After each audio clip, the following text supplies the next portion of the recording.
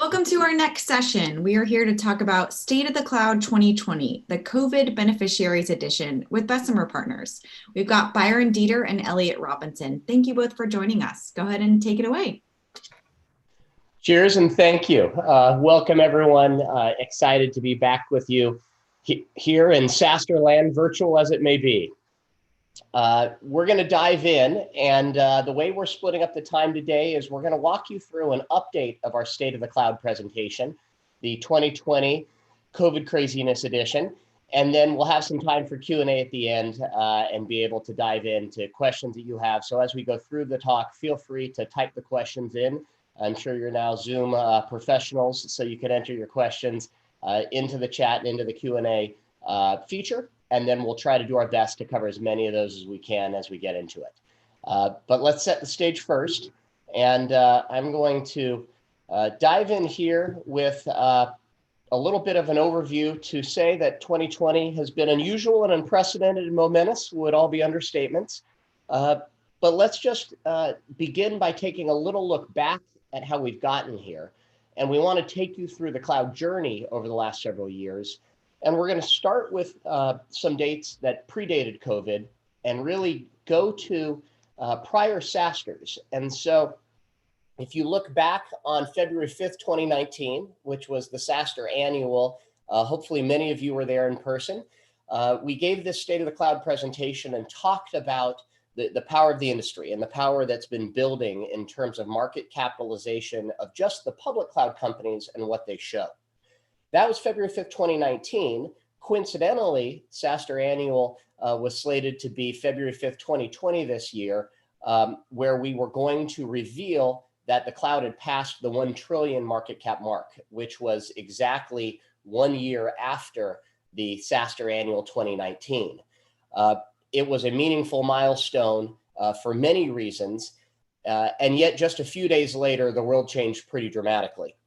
If you look at the March volatility, the major indices fell 30% pretty much across the board as the health crisis started to take hold and the economic crisis was starting to be previewed.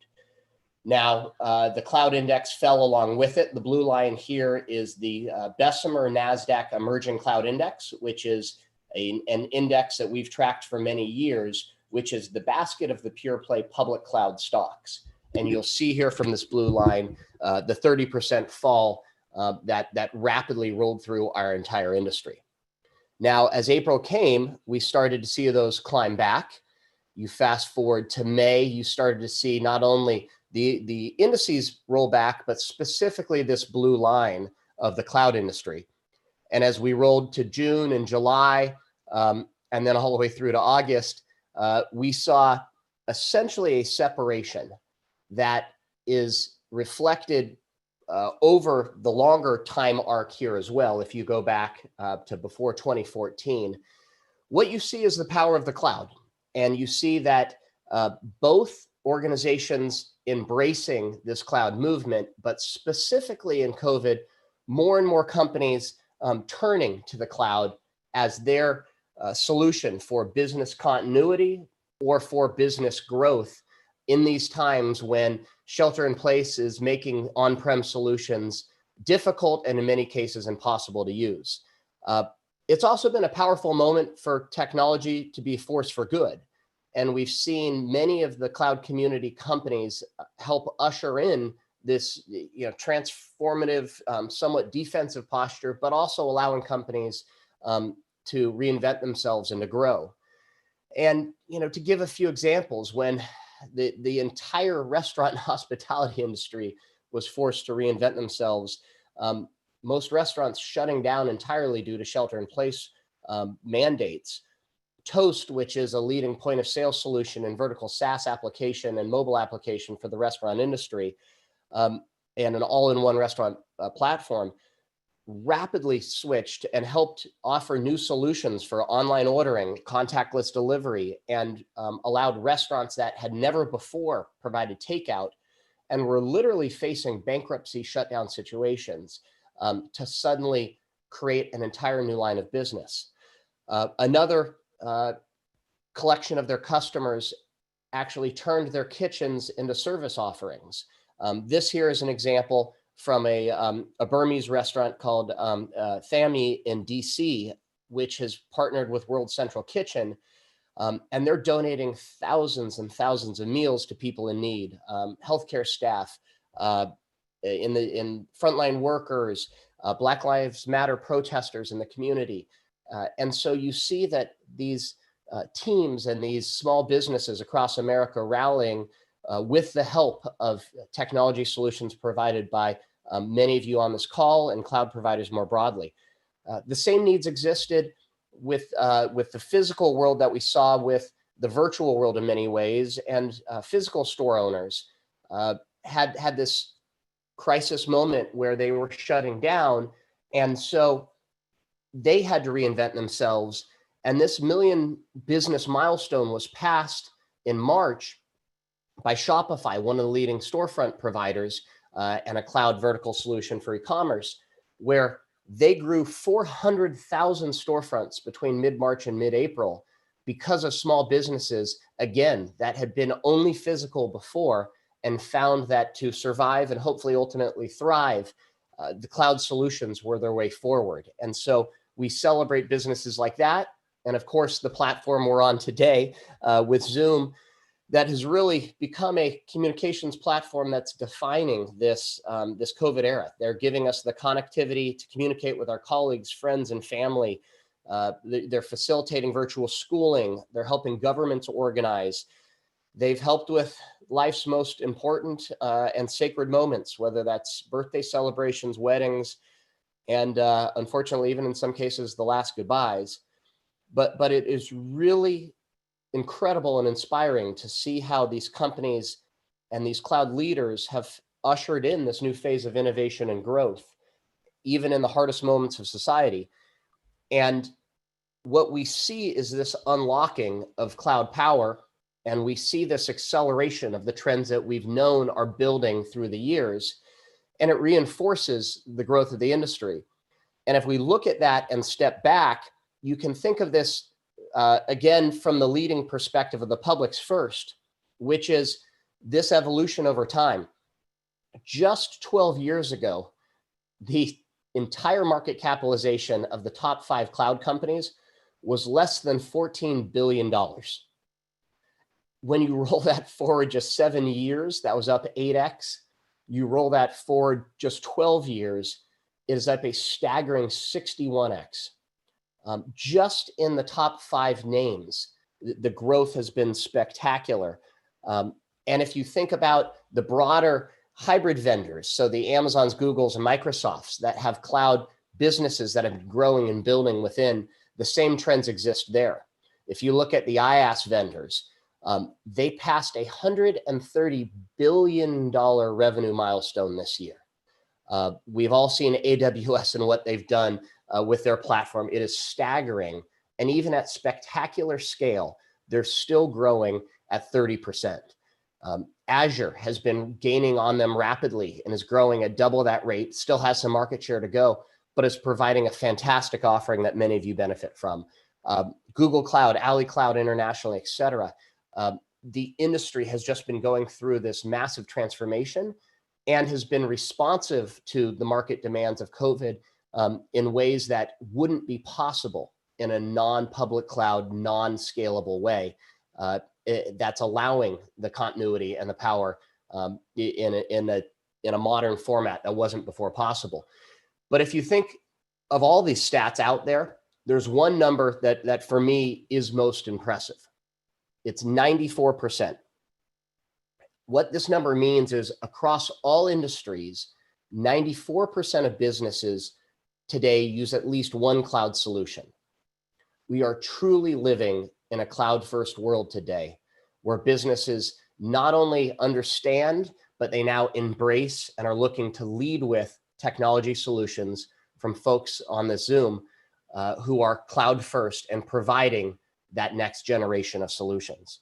And if you think of this in the context of software, it's particularly powerful because for years, we've been seeing the visionaries out there promoting this transition, but it takes a long time to build. The dark blue bar here is cloud as a percentage of worldwide software spend. And for years, it barely registered as it was building. And what we've seen over the last several years is that compounding starting to develop. And if you roll forward and see what happens, if you go to 2032, out just a dozen years from now, how massively that transformation takes hold. And the 50% mark is going to cross within the next 3 years. And the vast majority of all software quickly will become cloud.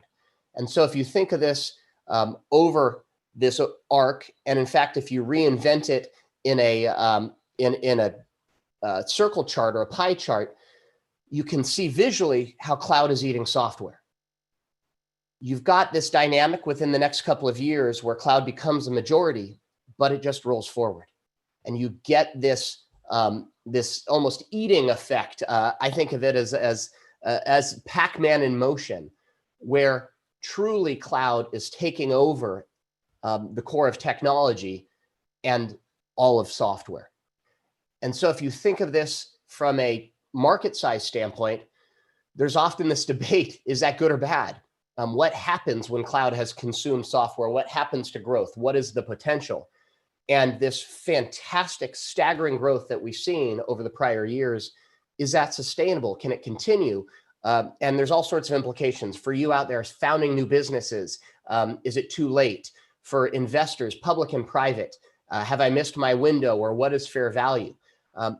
This is the chart that we think helps answer that, which is to zoom out and think of not only cloud and its current market size, or not even just software in its current market size, which, mind you, is a multiple of that. So we have, through that 2032 range, we show how the growth rates are certainly sustainable, and in fact, in some industries will accelerate as you get this compounding building and you get this sea change effect as the industry realizes and embraces cloud. But you actually should zoom out another level. And you should think of this as the technology industry as a whole is really the addressable market by all of you. Because more and more hardware is becoming soft, and it's the software within hardware that's powering innovation and powering efficiency and powering growth. And really, cloud absorbs hardware, software, and services. And so as you see more opportunities for automation, and as you see more of the technology of the cloud and software percentage of technology reveal itself, it's really that $3.7 trillion market that's addressable. And as you think even more, both broadly in sector and in geography, the global GDP is increasingly becoming tech-based. And as you think about cloud as hands down the most powerful force in all of software, and really now in all of technology, and we all know that technology is increasingly driving other industries and innovation across industries, we absolutely believe that a large percentage of global GDP will be cloud-driven and cloud-based in the years ahead. And so when asked specifically, how does this end or how does this play out? We absolutely believe we're still in the early days. And what has become obvious to those of us in the cloud community, and what's starting to become more and more obvious to the world, has a long and powerful future ahead. And that's going to be the basis of the rest of this conversation. We're going to talk you through a little bit of the learnings from these leaders and our experiences working with many of the innovators. And then we're going to end with some predictions. We're going to give you a sense of where we think the industry is headed, and then we'll turn it over to Q&A to get interactive and fun. And so with that, I'm going to let my partner, Elle, take it from here and guide you through some of the lessons learned and some of the 10 laws takeaways over the last many years of working with these leading companies. Thanks, Byron. Let's see. I think I've got control over the slides now. Uh-oh. I booby-trapped you, and I'll hand it over now. Hopefully you can drive. There we go. Okay, fantastic. So as Byron walked everyone through, there's been a lot of change and evolution that's taken place in the cloud software market. And today, there's more than 140 private and public cloud companies that are worth more than $1 billion, including a lot of companies that are speaking at SaaStr. Here at Bessemer, we've been really lucky to work with some of the best, as you can tell from my partner Byron's Zoom background. But what we really like to do is try to share best practices amongst the many years of experience we've had working with cloud companies. And what we're going to do today is highlight 3 of them. We're all living through a really unique time with COVID. Companies are working more remote first. Everyone's trying to traverse the new landscape. And I think that these 3 have really stood the test of time since we published the first 10 Laws of Cloud report more than a decade ago. So let's dive in. So law number 1, in the cloud economy, scale wins. A bit of a personal note for me, before coming to Bessemer, I was with a great fund in Toronto, Canada called Georgian Partners. I'm a big fan of Canadian entrepreneurs, so shout out to any of you on the Zoom today. And one of the early co-investments with my prior firm in Bessemer was in Shopify. And one of the favorite quotes that I always had from Toby, and really his philosophy, was that reaching scale, it's not just about the revenue. It really is about finding a product that sets the pace of innovation and having this mentality that while you might be really excited about the product that you're offering to the market today, you actually want to render it obsolete so that your competitors can't just copy what you're doing. So, we've had a lot of discussion about Zoom over the last few months, as Byron alluded to, with everyone working at home. But if you just take a step back for any kind of market that we've had success with cloud software companies, the majority of the market, say 50, 60, sometimes 70%, goes to the scaled leader. In the unified communications and video conferencing space, Zoom has definitely taken a new position as the market leader. This number might have increased just in the past week, but it certainly sits somewhere around 64, 65%, where you're seeing companies like Skype, BlueJeans, and WebEx kind of coming up just behind them. Another thing that we've seen over the last decade is, cloud companies have this unique ability to scale way more rapidly than they have in the past and many of their other tech market peers. So if you look at companies like Cornerstone On Demand, which we invested in a long time ago, it took them some time to get to 100 million of ARR. But if you look at new companies like a Shopify, a Twilio, a HashiCorp, they're able to get there even faster, somewhere around kind of 4, 5, 6 years. And that's something that we're seeing with all the cloud giants that are entering the market today. Leveraging on some of Toby's philosophy, it's something here that we call at Bessemer finding your second act.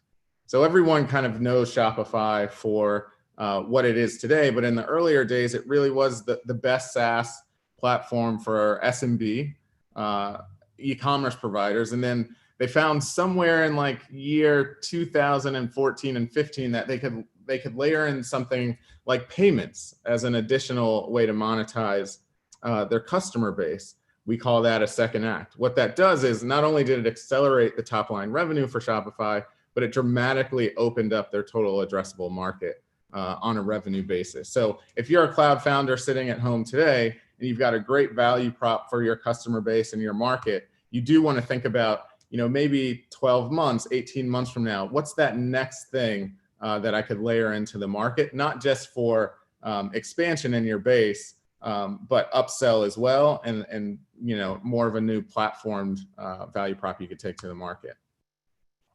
Byron gave a great example with Toast, one of my favorite portfolio companies. They started in the point of sale market, and then as the company scaled, they rolled out new value props and modules for payroll or Toast Capital or ways to manage your employee base. With Twilio, for example, they expanded into email, and you can also find your second act inorganically via acquisition, as Twilio did with SingGrid. And then in HashiCorp's case, one of the most exciting cloud infrastructure software companies that we found, they've expanded their second act with Terraform in the provisioning space and then Consul in the networking space. Law number 3. This is huge, particularly in COVID. So we're going to talk about this a little bit differently. Everyone is trying to figure out the go-to-market learning curve. Now, what we haven't really seen over a lot of time, or we couldn't have predicted, was everyone's sales force is basically working from home. So, if you're a founder today and you're trying to scale your go-to-market org, in the early days, you're in what we call the initiation phase. This is really founder-led sales. You're wearing multiple hats. You're probably the head of sales, head of content marketing, also head of inside sales. But what you really want to do is, as you're finding your first sales leaders to bring into the org, we typically call them Renaissance salespeople. So they have this unique ability to evangelize your product in the market, learn from your early customers what they like, what they don't like, bring that feedback loop into product, into marketing, and really start to make that flywheel work. And you really don't want to think about bringing in new salespeople until you're seeing that first round of product market fit, and then you're ready to go into the transition phase. So this is when you're actually building out your org. You might be thinking about BDRs, some ISRs, some field sales reps, and you as a founder can take off one of your hats and maybe move into more strategic sales with your biggest and most valued customers. Here, what you really want to think about is, testing out 2 or 3 reps, seeing how they work, see if their quotas are about right. Are they hitting their numbers? Are customers happy with what they're seeing? You don't really want to scale beyond that first batch of reps. A general rule of thumb is about 2 to 3 times their fully loaded costs before you start rolling them in. Again, this is supposed to be our COVID considerations version of this report, and everyone is kind of an inside sales rep today. So the one thing that we like to talk about is CAC payback. That's really analyzing a period back. How much does it cost to acquire a customer? So that's your CAC. If you divide that by the gross margin, how many customers you get in a period forward, you can start to figure out against your churn, how many months gross margin affected does it take for you to turn that newly acquired customer into a profitable customer? Why does that matter even more in COVID? Well, there's just more uncertainty. We don't really know how long it's going to be before people are back in the field, flying on planes regularly where you can touch and feel your customers. So your churn might be a little more volatile in this period. So actually tracking your CAC, calculating it, gross margin affecting it, and figuring out what your CAC payback is on a monthly basis is even more important. So after you figure out how your go-to-market org is going to scale potentially, you see success, you're adding field sales reps, you might be going more geo-focused, more industry vertical focused. Now you're in the execution phase. This for us means, typically you're finding some sales folks that may or may not be a little more coin operated. So less of that Renaissance rep that's really evangelizing. They're always going to be great shepherds and voice and face of your company. But these folks, you want to give them a territory, a good list of customers. Maybe they even have their own book of business, and you let them go. And then the one thing that you always want to think about is nail it before you scale it. Make sure in the initiation phase you feel comfortable with the results before you move into the transition phase, and that's the same thing with the execution phase.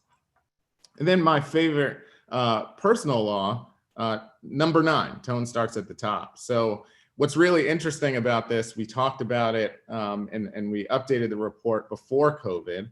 And oftentimes people say, things like culture and values and how we track that stuff internally, how important is it? Well, I'll tell you one thing. Portfolio companies of ours and founder friends of mine who now have their entire employee base working remotely or from home, now this really matters. You as a founder have to set the tone, and you can't do it, in a weekly stand-up or in an all-hands meeting in person. You got to do it remote. So we have this framework that we typically talk to our portfolio company founders about. It starts with defining your culture and values early, really understanding and letting your early employees understand, why do we work here? What are we really trying to accomplish? And it also allows your early employees to find that values fit with you, your philosophy, and where your company is going. Number 2, we really want companies to report and track these metrics early. If you can't measure it, you can't really change it. You're just kind of putting your finger in the air and doing a gut check. And then number 3, 360 feedbacks. Our advice is you can't really do these too early. It's how we all get better. And as a investor and board member, one of my favorite things is doing 360 feedback for the founder CEO. talking to the board members, talking to their direct reports, and giving a unique set of feedback to that founder. Beyond that, there's some great software, cloud software options you can use. Both Glint and CultureAmp are great solutions that many of our companies use. And then, just a personal note, we're living through a really interesting time here in our country and in tech. Statistically, I don't look like your average venture capitalist, but I really do care about diversity and inclusion. It's not just something good to do. It's actually a great business strategy and competitive advantage. This is just a little bit of a shout out to one of my favorite companies. It just so happens they're a Bessemer company, but that doesn't matter. Edith at Launch Darkly, they put their culture and values very publicly on their website, very prominently. They've got some incredible initiatives, particularly in the engineering and coding org, about how to make diversity and inclusion a strategic advantage for them. And then I'm going to pass it back, excuse me, to my partner Byron to talk about one of our favorite initiatives, Pledge 1%. Thanks, El. And probably worth mentioning that you live and breathe this every day. And one of the things I remember when we first getting to know you, your Twitter handle as the Values VC, it's front and center in everything you do. And I appreciate your leadership for the industry and also within our firm. And as he alluded to, Pledge 1% is one of the many things that our companies and that our firms doing to try to make philanthropy and a philanthropic culture part of a normal business practice. And more as you're asking your employees to bring their full self to work, and as work has now made its way into all of our homes even more directly, we do think that one of the real compelling resources that our companies have turned to is this idea of having a philanthropic corporate charter that the employees can be part of. And so Pledge 1% is one of the many great organizations that gives you structure and best practices and templates for how to think through this. Specifically through Pledge 1%, they have a very compelling program around equity, product, and time. And many of the early leaders in cloud with Salesforce and Atlassian have been supporters.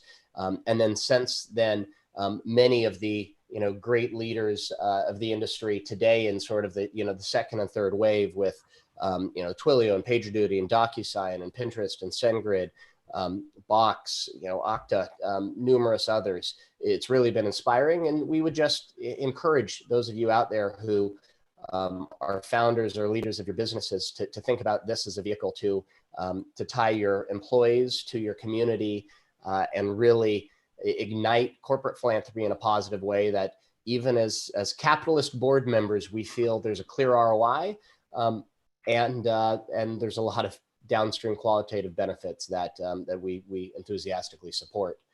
And so that gives you a sense of how to amplify the culture. We've talked about how to climb the sales and marketing learning curve and to scale through your second act. And so the next piece here is to talk about some of the markets that could be interesting for you as you're thinking about targeting your business, either potentially steering a little bit of what you're taking in for the investors out there listening, or for net new founders thinking about it, and the thousands of you that are tuning in. Here's a little view of what we think will be some of the largest drivers of the cloud in the years ahead, and what will be powering this continued and sustained growth that we're seeing. Now, prediction one may seem a little more straightforward and obvious to all of us today. This is a prediction that we've shared openly well before COVID, but it's certainly amplified by the trends we're seeing, by the forced sheltering in place and by the forced remote work. However, we want to highlight not only was this building before, but that we think it will be permanent in terms of some of the shifts and dislocations that happen geographically and some of the positive implications. We absolutely believe that more collaborative platforms and technology will be needed to make this seamless.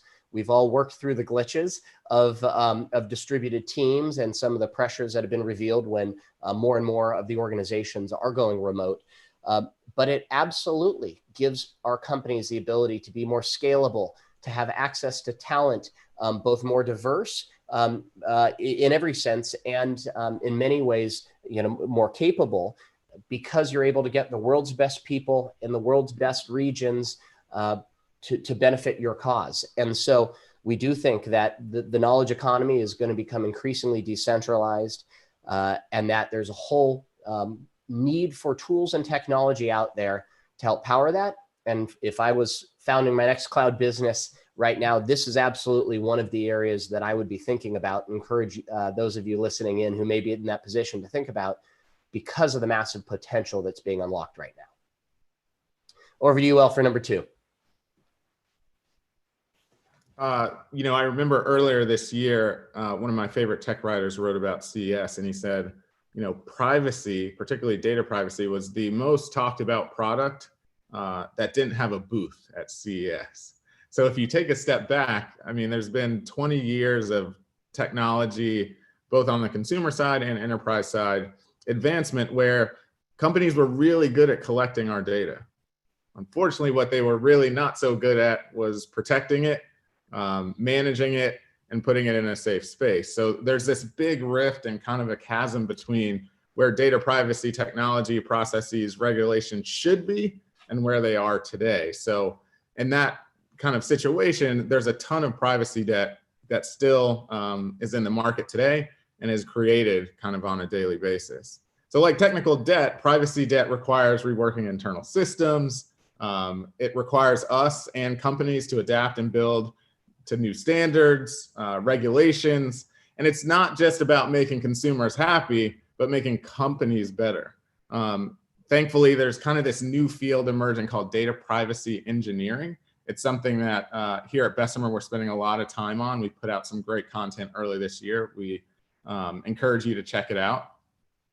And as new global privacy regulations come into the market, we're just hoping that there's more and more solutions that will protect consumers, protect intercompany data and company-to-company data.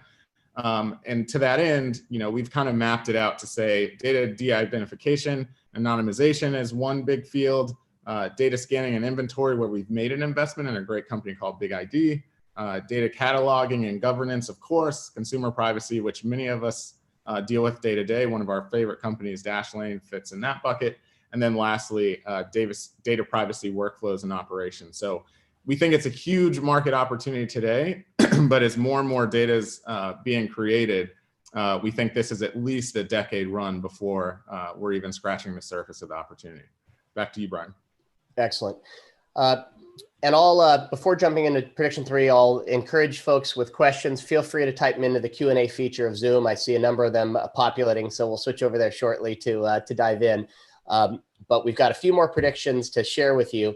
The next is really a hat tip to what is a mathematical majority of you zooming in here remotely, and more than that internationally.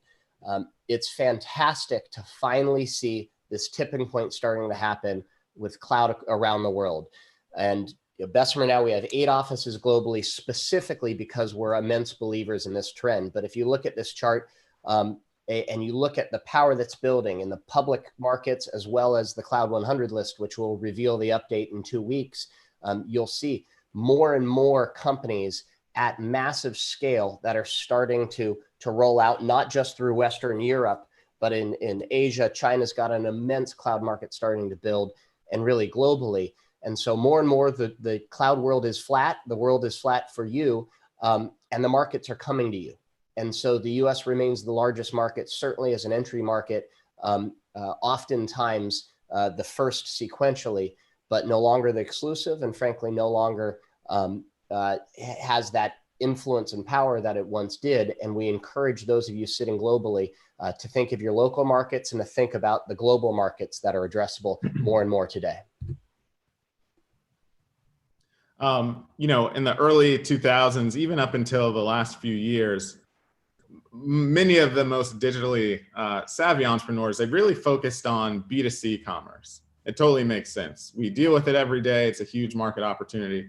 But one of the predictions that we have is that more and more B2B transactions will move online. We've talked about a lot of the great B2C companies, whether it's Amazon, Shopify, Stripe today. But what a lot of people don't realize is that the B2B transaction market is many times bigger than the B2C market, more than 100 trillion annually. And they're moving a lot more of this transaction volume offline. With COVID in mind, one of the areas that we saw transform immensely was the grocery market. Trying to figure out, how do we keep grocery stores and markets stocked? How do we track it? There was a long time, and still today, a lot of it happens over text and email, sometimes Excel. But there's some great companies going after those opportunities. We're still in the early innings of the B2B kind of purchasing renaissance that we're seeing. There's going to be a ton of billion-dollar companies. We've been lucky to invest in some already, like ACV Auctions and Choco and Provi.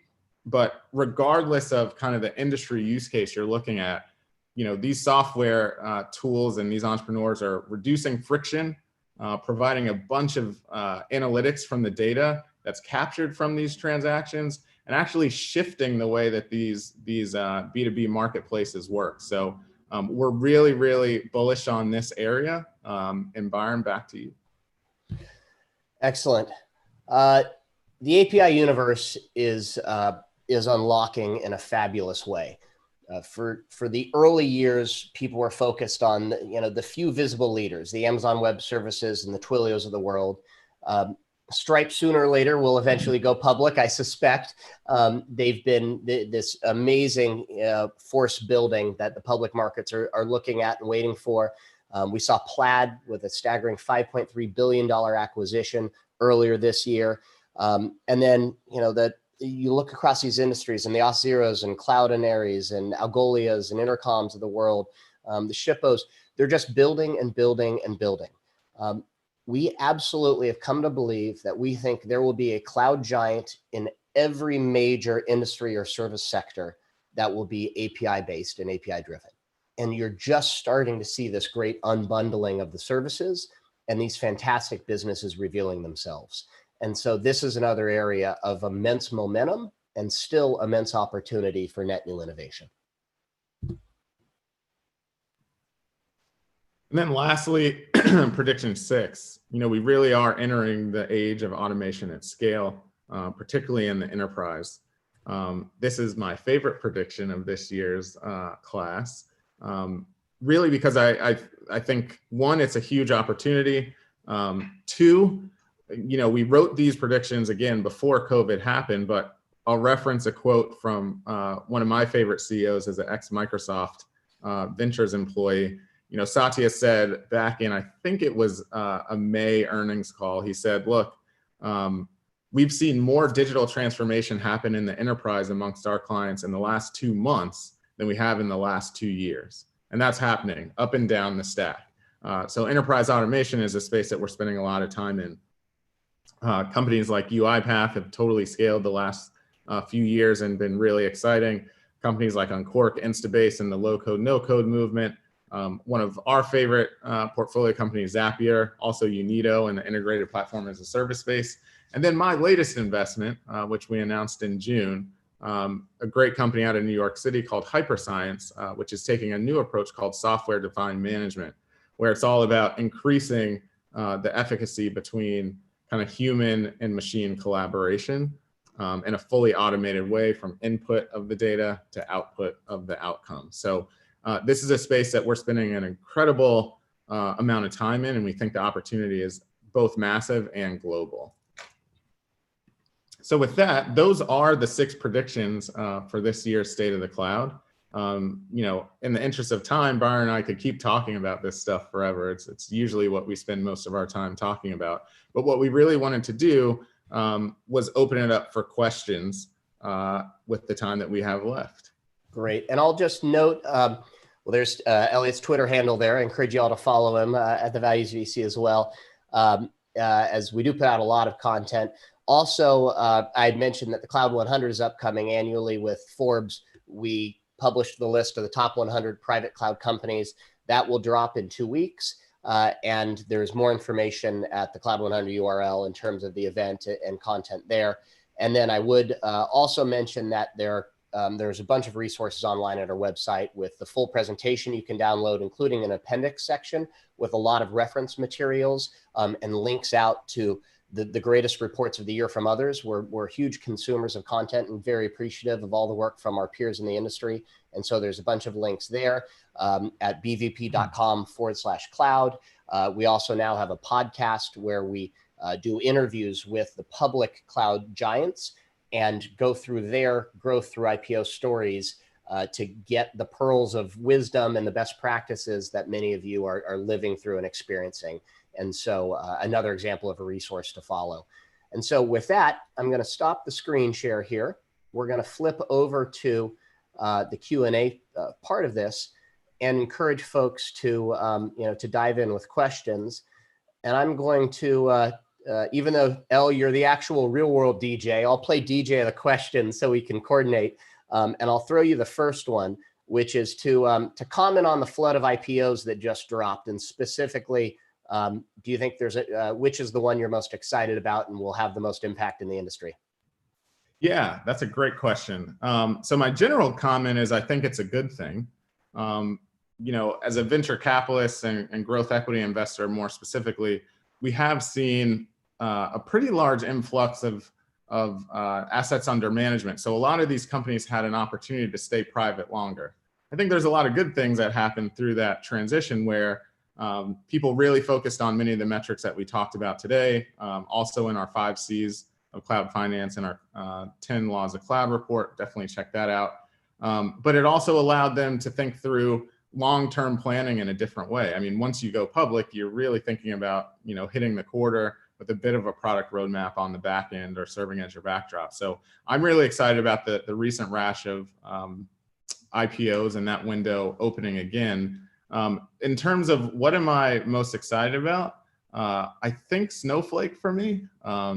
It's certainly a company that I wish I had an opportunity to partner with and be a little closer to the ride. But, when I think about some of the big cloud infrastructure giants that we talked about today, Byron, whether it's Amazon or Azure or GCP, I love the fact that there's more and more infrastructure software companies coming into the fold, publicly traded, that have a huge opportunity to go after markets and customers in ways that maybe some of the bigger guys can't.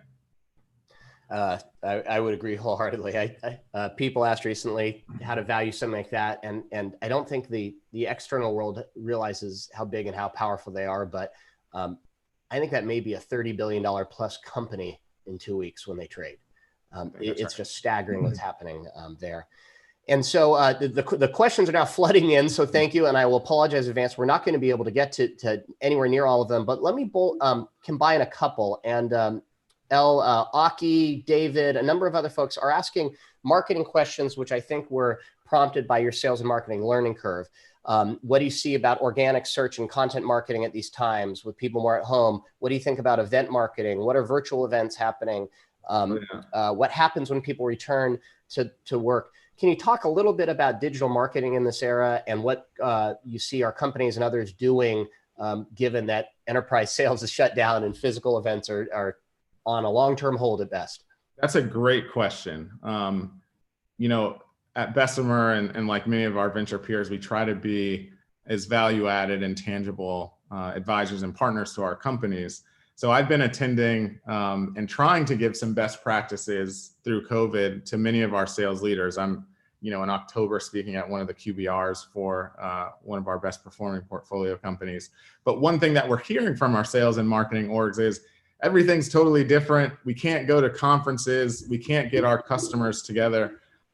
So one of the areas that we've been advising our companies on is how do you take the typical kind of dinner experience or more kind of small customer experience into the home.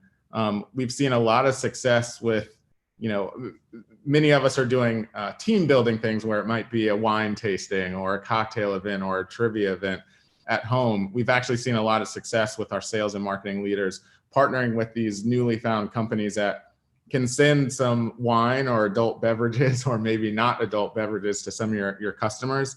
You can wrap some really engaging content around it. And in 30 minutes, you can get your value prop out, you can get a demo done, and hopefully over a glass of nice cab, It doesn't feel like you're really disrupting people's lives at home. In terms of taking the content market question, it is an investment, but you've got to be more creative. Everyone is at home, and we're really, really living through this digital attention economy question, where you're sitting at home. I've got Zoom fatigue. I love Zoom, but I've got Zoom fatigue. And just looking at static slides throughout the day, or being on Zoom calls from 8 a.m. until 7 p.m. every day, it does get tiring. So we've seen some really interesting companies take a new view into content marketing. A lot more video I'm seeing come out, a lot more customer testimonials that I'm seeing come out, and they bring them into the Zoom meeting. Don't just come in, without some dynamic content to share with someone. Just think more and more creatively and talk to your peers. I mean, one of the best ways that we find these insights and experiences, we build community around our kind of go-to-market sales and marketing leaders, hear from them and let them share what's working for them, and then they evolve on it over time. Excellent. And then I'll field one quickly, and then there is a specific question on the Latin American markets, and maybe as the last question, I'll let you expand that out and just give a global commentary, since so many of the SaaStr community are based outside of the US. So just talk through a little bit, if you can, the global markets. I'll tackle, there's a great question on edge computing. There's a great question on low code, no code, a great one on B2B payments. I'm going to refer you back to the bvp.com/cloud site and encourage you to look at the 2018 and 2019 State of the Cloud presentations. I love those questions because we comment on all of them. They were part of prior predictions, and we absolutely see the trends building. And as one example, I'll call out that we specifically cited payments as a service in one of our predictions as one of the major drivers that we're seeing. And it's not just the pass, Adyen and Stripes, but it's actually payments embedded, particularly in vertical apps. So Shopify and Toast and MindBody and ServiceTitan in our portfolio alone have seen huge ARR uplift due to payments being embedded as part of the app, and it's being, a wildly compelling feature for their customers. And so more and more the fintech and cloud worlds are converging in a very positive way, and it's unlocking value and driving up ASPs, in many cases double what our internal models and what the team models had before that. So Elle, I'll let you drive us home with just a commentary on the geographic questions we're getting as well, please. Yeah, so one of the biggest changes in my day-to-day when it comes to talking to entrepreneurs is it's way, way more global. We're really seeing this shift from on-prem to cloud software happening in geos that, traditionally might not have been the first ones you think through. If I think about my last 60 days sitting here at home, I've had more conversations with founders in the Middle East, throughout Africa, and throughout EMEA more broadly than I have probably in the last 10 years of my venture career. And then we're spending more and more time seeing throughout APAC, China specifically, companies that have worked on-prem, have always had a great value prop, but now that the cloud infrastructure is being built out, whether it's through Alibaba Cloud or some of our kind of California companies here going into those markets, it's creating new opportunities for software founders to build on top of that. The same goes for Latin America, quite frankly. What I'm most excited about is being able to leverage a lot of the best practices that we talked about in the 10 laws of cloud into those markets, but also nuance them for those markets. So I can't take the same exact best practices into China or the Middle East or Latin America, but there's certainly at least 85% overlap of what we've learned primarily in North America, taking it into those markets.